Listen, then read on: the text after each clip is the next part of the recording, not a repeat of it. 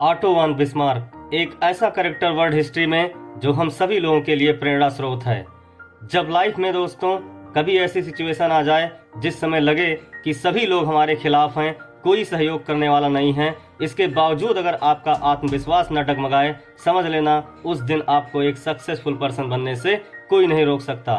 ठीक उसी प्रकार जिस सिचुएशन में ऑटो वन बिस्मार्क ने जर्मनी का एकीकरण किया था, जब पूरा यूरोप जर्मनी के खिलाफ था, उसके यूनिफिकेशन के खिलाफ था, ब्रिटेन कभी नहीं चाहता था कि जर्मनी एक इकोनॉमिक राइवल बन जाए ब्रिटेन के लिए। साथ ही साथ फ्रांस जानता था कि मिनरल रिच कंट्री है जर्मनी, और इसलिए राइनलैंड जो रीजन था उस पर पूरी तरह से डिपेंड था फ्रांस, और इसलिए फ्रांस कभी नहीं चाहता था कि जर्मनी का यूनिफिकेशन हो, क्योंकि राइनलैंड जर्मनी की टेरिटरी थी।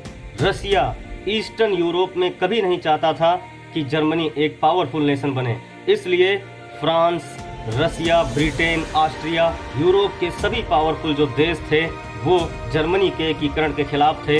लेकिन इसके बावजूद ऑटो वन बिस्मार्क के आत्मविश्वास ने 1871 में पूरा किया जर्मनी का एकीकरण, और इससे पहले 1870 में सेडान के युद्ध में जर्मनी ने फ्रांस को पराजित करके और 1871 में फ्रैंकफर्ट की संधि के तहत जर्मनी को एक पावरफुल नेशन बनाया, और फ्रांस को इसी संधि में नतमस्तक कर दिया ऑटो वन बिस्मार्क ने। और इसलिए दोस्तों फ्रैंकफर्ट की संधि को कहा भी जाता है कि फ्रैंकफर्ट की संधि यूरोप के लिए एक घाव के समान थी, जिसने प्रथम विश्व युद्ध को न्योता प्रदान किया।